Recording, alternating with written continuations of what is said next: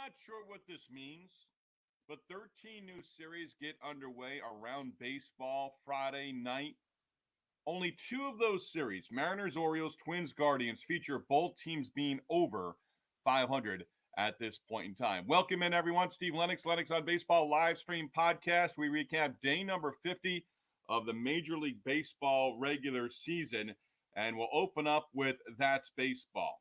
It was Casey Stengel who originally said it. Then Jimmy Breslin turned it into a book on the 1962 Mets. Can't anybody here play this game? It's not a throwaway line. It's something that some are starting to wonder out loud, almost on a nightly basis. And that's baseball, present day.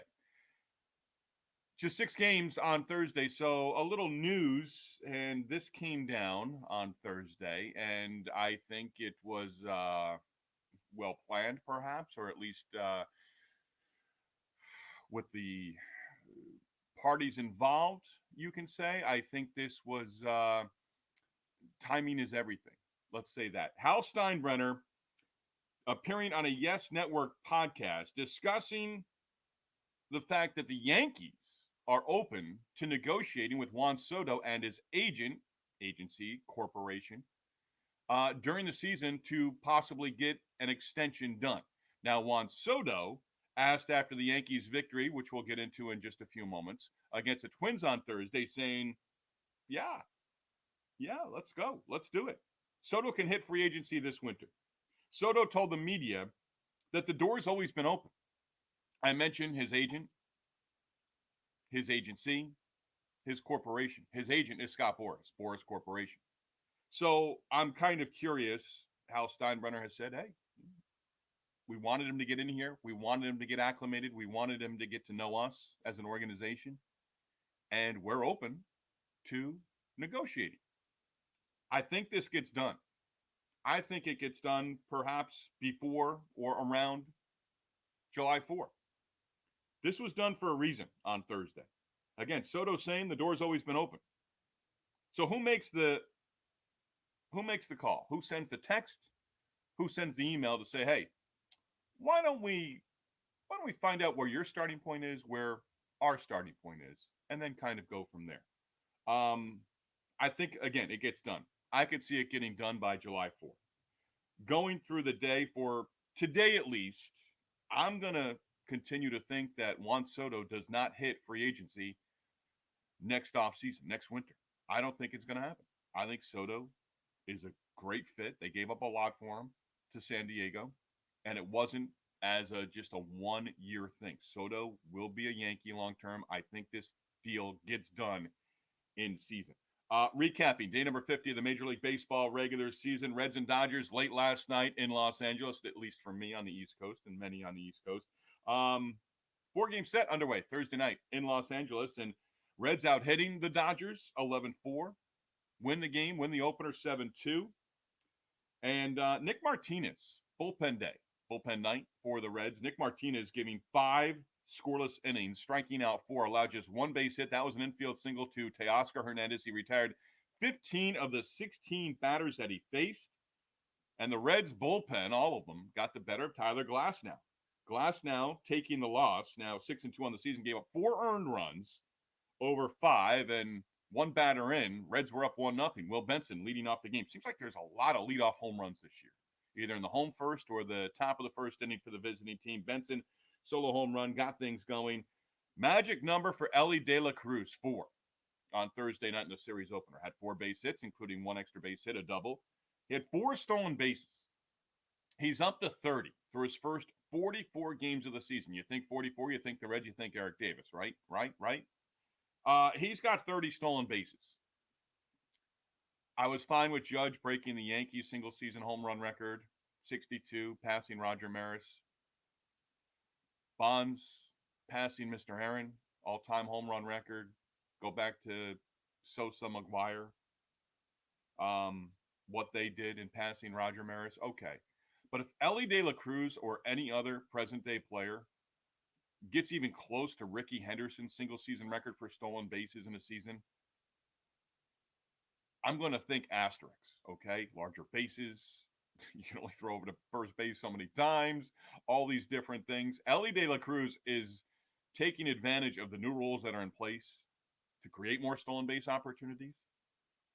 And if anyone gets close to Ricky Henderson with that record, I think Ricky Henderson would be the first to say, you know what? Asterisks. That's just not the same. And it's not even close. You can also take catchers into consideration with that as well. Dodgers did not get their first 2 runs, and there are only 2 runs of the game until the bottom of the ninth inning. Gavin Lux, 2-out, 2-run single. And you know what? Ellie De La Cruz probably hits 100 stolen bases this year. But again, I don't even want any present-day player close to Ricky Henderson's single-season record for stolen bases. So the Reds pick up the series, the victory in the series opener.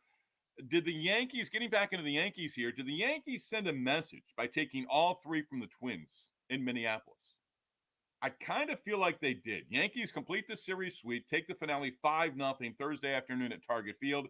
Clark Schmidt. I'm not patting myself on the back here, but I said a few weeks ago, Clark Schmidt, look at him. 5 innings, 5 1/3, 5 2/3. Finally worked into the last time out was terrific. And a start against the Rays went 6 2/3 scoreless. And Thursday, Schmidt went even deeper into the game. First time he's ever gone into the 8th inning as a starting pitcher. 8 shutout innings against the Twins. Credit to Clark Schmidt.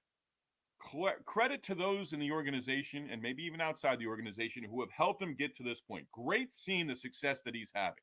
8 shutout innings against the Twins. Final line, 8 innings, 3 hits, no runs, no walks, 8 strikeouts. Schmidt now 5-1 on the season. The Yankees are 8-1 in his 9 starts. He's allowed 3 earned runs or less in all 9 starts. Again, 6 2/3 scoreless prior in his previous start before Thursday against Tampa Bay. 8 scoreless against the Twins. Anthony Volpe jumped on the 5th pitch of the game. Talking about, again, leadoff home runs to start a game. Volpe saw 4 pitches, said, you know what, this next one, I'm going to attack it. Joe Ryan threw it. Volpe hit it out of the ballpark for a solo home run. His 6th on the year. Yankees added 2 more runs in that first inning to give Schmidt an early cushion to work with. Aaron Judge, couple of doubles. Yankees have won 4 in a row. Since dropping 3 of 4 at Baltimore late April, early May, Yankees have won 10 of 12. Now 15 games over 500 for the first time this season. And think about this for a moment as everyone in the AL East is looking up at the Yankees. Garrett Cole and his season debut is on the horizon. It's coming. You're not adding a number 2 or number 3. You're adding an ace to that rotation for the Yankees. That's been pretty good. And he's certainly going to give them a lot more. So where the Yankees are at right now, again, do I think a message was sent? I do. Yankees back-to-back shutout wins against the Twins in the final 2 games of the series, gave up just 1 run. You think about the offense. Juan Soto, mentioned him, a bit down right now, but Aaron Judge says he's not all the way there yet, but he had 2 very good games in the final 2 games of that series for the Yankees as well. Rays in Boston take 3 of 4 from the Red Sox at Fenway, won the finale on Thursday night, 7-5. Red Sox play some odd games sometimes. Jarren Duran did tie the game at 5 with a solo home run in the 6th inning. Duran, 3 hits. Rafael Devers also homering. Kenley Jansen on in the 9th inning. The home run by Duran tying the game at 5. It was that way going to the top of the 9th inning. Jansen giving up 2 runs, tagged with the loss. Red Sox back to 500 now, 22-22. And the Rays with the win on Thursday, a game over 500 at 23-22. Edwin Diaz blowing another save opportunity, 3rd of the season, gave up the tying run in the 9th inning. Mets and Phillies going extras in Philadelphia. Mets, not a must-win situation, but you were looking at losing all 4 in the home-and-home series. 2 in New York, where you lost both to the Phillies, and then 2 in Philadelphia. Well, the Mets got 2 in the 11th inning. Phillies got a run in the bottom half of the 11th inning. They got to within a run. Mets able to close it out for a 6-5 win. They avoid being swept in that 4-game series, which is actually two-game series. Pete Alonso did homer early on, his first at-bat of the game. And that home run against former teammate Taijuan Walker. Walker did leave the game early. I believe he took a line drive off his leg. And I promise I'm not going to do this with every box score, with every game recap, with, even daily. But runners in scoring possession and the ineptness that exists in baseball right now with coming through with a quality at bat and coming through situational hitting. The Mets were 3 for 15. The Phillies were 2 for 15. So They both had opportunities. They both squandered opportunities. Mets again prevail in 11 innings. Next time the Mets and Phillies meet, well, it's going to be in London. 2-game series, June 8th and June 9th. Talk about offense. Usually when teams go to London, the pitchers stay back in the States for some reason. Astros. Astros are playing winning baseball right now. The A's winning 6 in a row, and right now they're not playing winning baseball at all. Astros complete the 4-game series sweep, take the finale Thursday night, 8-1 victory over the A's. Astros outscoring Oakland 22-4 and taking all 4 games of that series.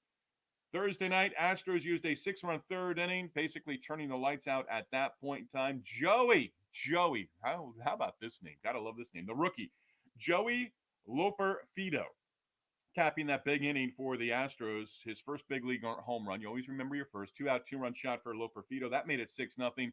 Astros adding 2 more runs in the 4th inning. Christian Javier, 6 scoreless. He picked up the win, his 3rd on the year, and he gave up just 2 hits, walked 1, struck out 8. A's won 6 in a row. Since that, they've dropped 5 straight on their current losing streak. They've dropped 10 of 12, and now a season-high 8 games under 500. Astros, I'll wear my A's t-shirt, by the way, the next time they win. The next time we recap games, I'll wear my A's t-shirt. I said if they got to 500, they were 7 under at one point before that 6-game win streak. Got to 17-17. Picked up the t-shirt. I like it. It's in the closet. It's ready to go, but I'm going to win it when they snap this losing streak. Astros, again, they've won 5 in a row, 7 of 8. 19-25 during their current stretch. And if the Astros are at 500 mid-June, July 4, I think that's realistic right now. I really do. I keep saying that, but I think that's realistic. Jared Jones going for the Pirates in the opener at Wrigley Field on Thursday. Pirates and Cubs opening up that 4-game set. Edward Olivares, 2-run home run in the 1st inning. Nick Gonzalez, home run, solo shot in the 4th inning. Pirates win the opener 5-4 against the Cubs. Jones improving to 3-4 with the victory. Jones gave up 3 earned runs, struck out 7 over 6. Ian Happ did homer off Jones in the 2nd. David Bednar recording his 9th save of the year, working a 1-2-3 bottom of the 9th inning. Day baseball at Wrigley. If I'm going to mention Jared Jones, or if I mention Paul Skeens, I'm going to mention the other one as well. Jones got the win Thursday in the opener. Paul Skeens, are we calling it Paul Skeens Day? I think we can come up with something better. I really do. But Skeens does go. 2nd big league start. Day baseball at Wrigley on Friday. What is better than day baseball on a Friday at Wrigley to get your weekend going? That game, I already checked it on the MLB Network, so you can pick that one up. Skeens, as I said, even with Jack Leiter, big league debuts out of the way. Now I want to see what he does, especially the fact that he's seen the same team in back-to-back starts. The Cubs in his first 2 games. And the Cubs approached him very well as he worked into the 5th inning last weekend at PNC Park. The Cubs had a great approach against Skeens even early on. They made him throw strikes. They made him get the ball up in the zone as well. That's a recap on day number 50 of the Major League Baseball regular season. We are now 7+ weeks in to the regular season. Sugar's Random Thoughts brought to you by the Yellow Rose of Talbot Bed and Breakfast in Easton, Maryland. If you're considering to stay on the beautiful Maryland Eastern Shore this spring, summer, or fall, get some crabs in, perhaps, at a nice restaurant, consider a stay at the Yellow Rose of Talbot B&B. Tell my sister Tammy, my brother-in-law Kenneth, that I sent you their way. When I like doing this, and I always, you know where I'm going if you've been with us here, and if you have been with us here as we continue to do this, certainly appreciate the support. But when was the last time you heard the name Kevin Mitchell? Yes, that Kevin Mitchell. Utility man with the Mets when they won the World Series in 1986.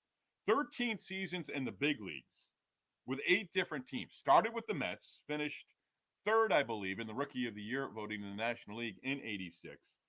13 seasons, traded from the Mets to the Padres. That was a big trade. Best seasons and an MVP award with the Giants. Also played for the Mariners, Reds, a 2nd stint with Cincinnati as well in 97. And then finished up with the Indians and 1998 with the Oakland A's. That MVP season, 1989 with the Giants. Slash line, 291, 388, 635 slugging. 47 home runs, 125 RBIs for Kevin Mitchell in that MVP season in 1989. Traded 5 times during the course of his big league career, including after his rookie season with the Mets in 1986. I am getting a kick out of runners or fielders pointing emphatically at the dugout to tell the dugout to challenge that call. Runner was out at first base on a bang bang play, stolen base attempt, tagged out at second. They immediately reach up. They go to their headset. They go to the mock headset, and the dugout. They get the quick look at the review. There's a guy in the back, and the dugout basically saying, "No, no, that's not happening. You're wrong. Umpire was right." Guess right now, currently with baseball, that's part of the entertainment value that we get with the game. Again, we encourage you subscribe to our YouTube channel, Lennox on Baseball. Also follow us on the X formerly known as Twitter, and this audio version will be available in the next couple of hours as well via Spotify as we continue to add and subtract as we continue to build what we're doing. Enjoy your Friday. We will talk soon, everyone. Day baseball at Wrigley, nothing better to get your weekend underway.